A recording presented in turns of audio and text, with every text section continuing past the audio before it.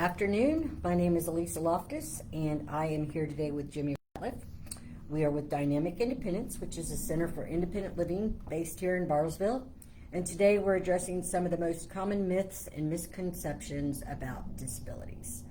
So, Jimmie, let's begin with the most common misconception that all disabilities are visible.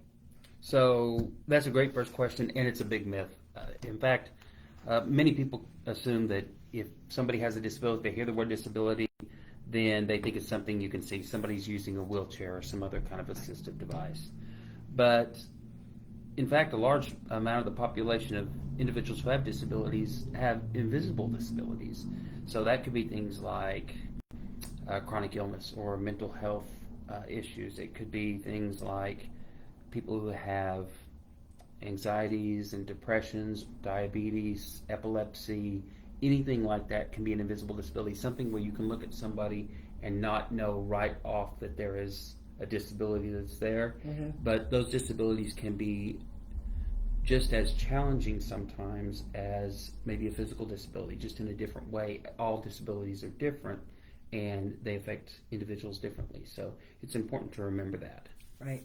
And another myth we hear is that people with disabilities always want or need help. So what would you say to that? Well, I would say it's well-meaning, but it's very problematic. Sometimes you might think that somebody is struggling. They may just have a different way that they have adapted to kind of be able to do a task that they need to do. Mm-hmm.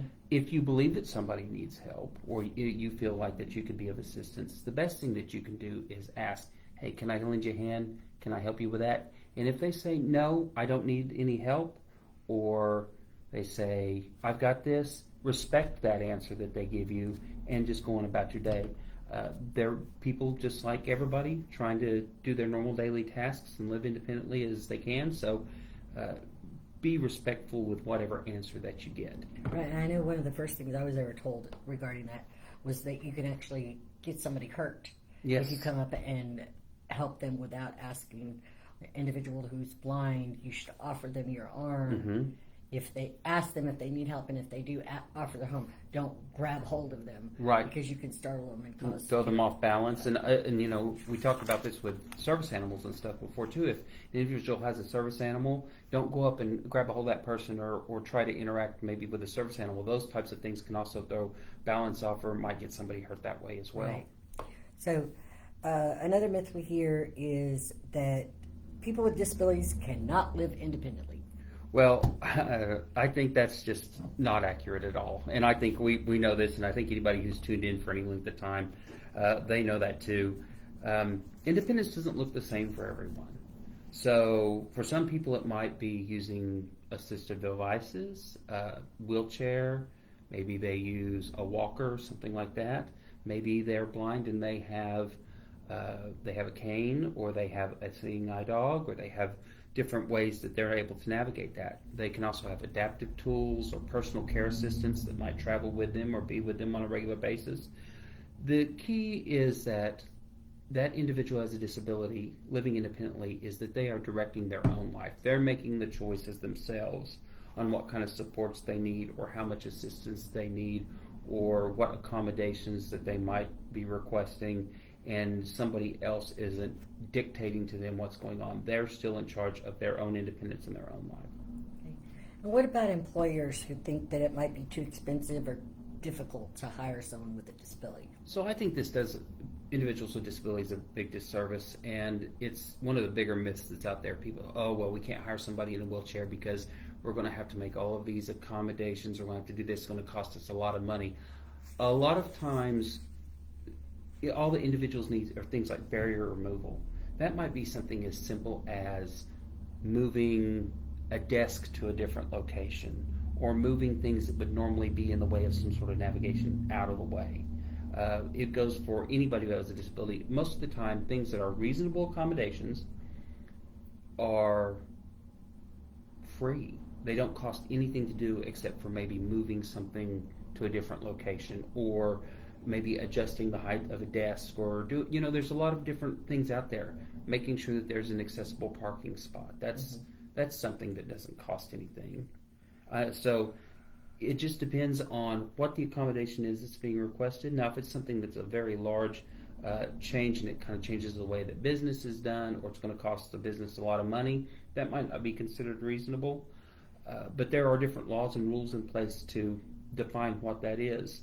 And businesses really do themselves a big disservice sometimes, because you get employees that are dedicated who have disabilities, employees that have a lot of different skill sets. They may think outside of the box more than your normal employee would, or an employee that doesn't have a disability, rather, because they're always thinking about ways to maybe navigate or to be productive in a world that doesn't necessarily always have those supports in place for them. So you really do, as a business, a big disservice to the business itself and to individuals with disabilities by not considering them for the positions. If they're well qualified and they have the skills that are needed to do that, they should be considered just like anyone else. I think historically it's proven, though, also that an individual with disability, because people with disabilities have had to fight for the right to work. Sure. So they are a lot of times more reliable and work the hardest for you.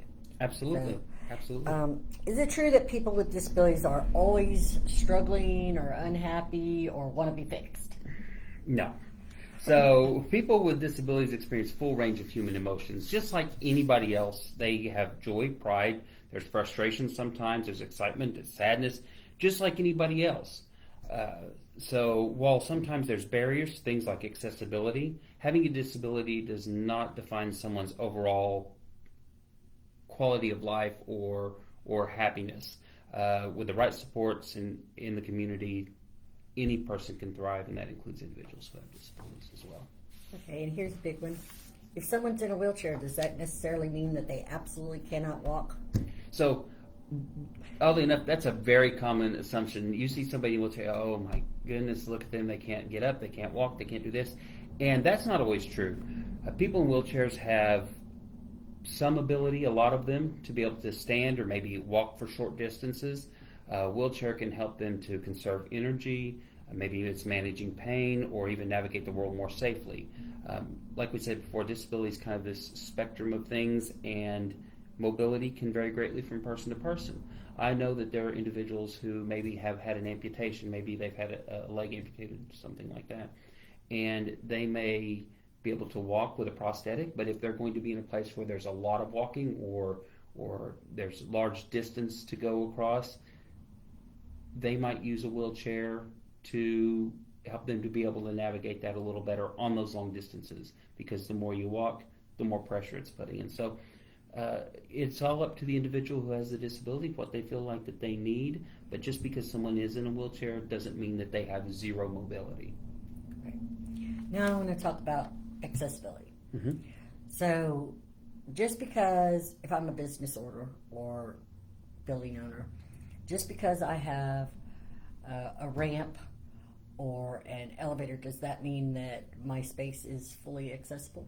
No, because there's things that you got to look at from like a perspective of even slope of the ramps, or the design that's within the building, things like restrooms, sink heights, and all those things. So there's a lot of things that go into well, we've got a ramp that goes in the building, and that's good enough. There's a lot of other things that go into making a facility accessible. Things that are like, well, for like what we're doing here, we have the closed captions that come on if people watch back on Facebook. Right. So things like closed captions, sometimes if you have an interpreter, like a sign language interpreter that's available, then you can have that. Digital accessibilities for websites, so they can use like screen readers or other devices that can help to maybe amplify the volume or read the screen for somebody who has a visual impairment. Mm-hmm. That's always something to look at. Having policies and attitudes that kind of welcome people with disabilities. Mm-hmm. You want to make sure that the buildings are accessible, like we said before, removing barriers, making sure that anybody who comes in, whether they have a disability or whether they don't have a disability, are able to navigate and they feel welcome and safe where they're at. Okay. And so, disability advocacy. Is that only something only people with disabilities can get involved in? No, everybody can get involved in that, and we see that a whole lot. You've been to the Nickel Conference, the National Council on Independent Living Conference, a few times, and I went last year, and it's really amazing because you have people who are there who have disabilities, and for the most part, it's individuals with disabilities who are leading the march. It's people with disabilities who are speaking the loudest, who are out there, who are advocating for their rights. Mm-hmm. But there are so many people who don't have disabilities who kind of join up forces, and they can help amplify that voice. They can get out there and they can advocate and they can lobby. We're not allowed to lobby here as a Center for Independent Living, right. but they're reaching out to their congressmen, and they're involved in the issues that are out there, and they're kind of preaching the gospel of the independent living movement out there, along with individuals who have a disability. And so the best way that we can work to kind of overcome these ableist attitudes and to really make sure that the independent living movement continues and that the voices of individuals who have disabilities are heard so they can get supports and things that they need to continue living independently is to be a part of that movement right there and support as much as possible. So just because you don't have a disability does not mean that you can't be involved in the movement. It doesn't mean you can't be passionate about that movement. It doesn't mean that you cannot be another voice in that movement to help things move forward in a positive way. Now, these being some of the top myths or misconceptions about individuals with disabilities, or even just what a disability is.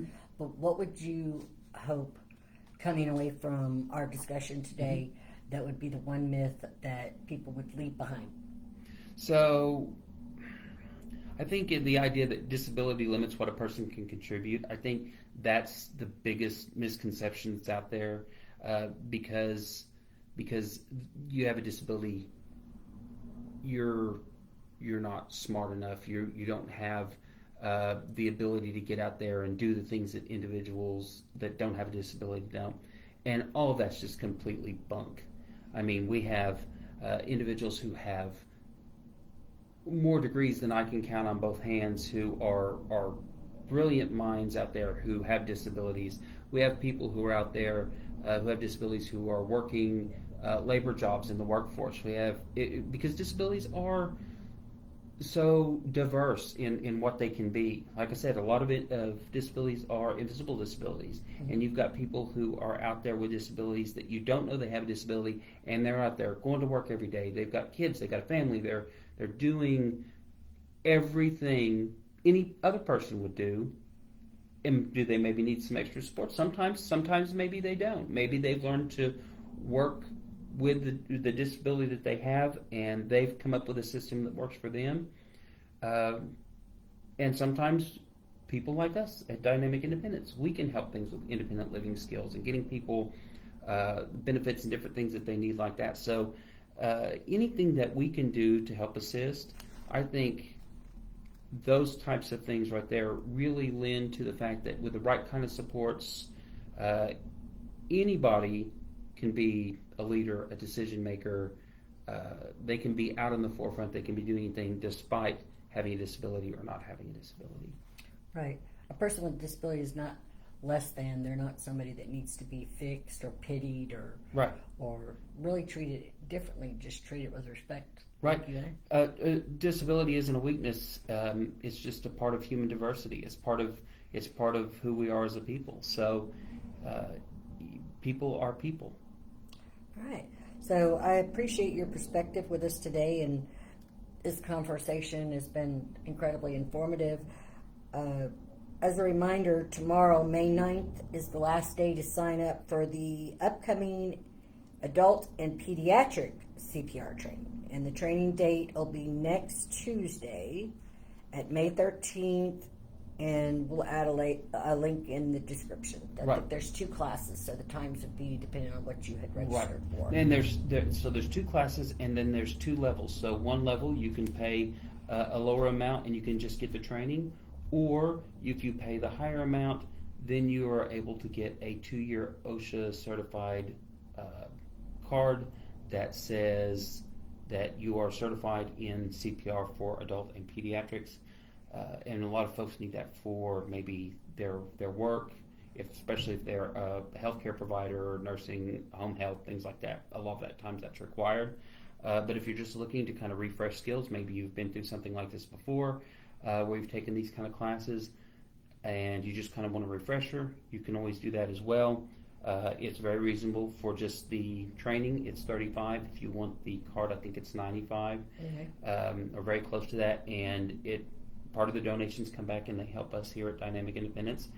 Or part of the proceeds, rather, go back to and are donated to Dynamic Independence.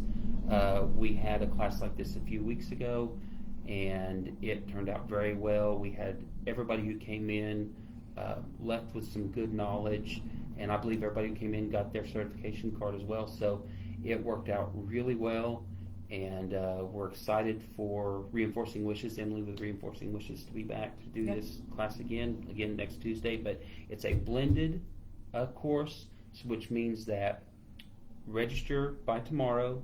You'll get a link in your email, and that will send you to some online curriculum that you need to go through before you come to the class. Right. So that's important to remember. You want to give yourself plenty of time for that. All right. Well, thank you, Jimmie, and I thank you, everybody, for watching. We hope you learned a little bit today, and if you haven't, we hope you sign up for that CPR and first aid class. We look forward to meeting you, and you have a wonderful week, and we'll talk to you next week. All right. Have a great time.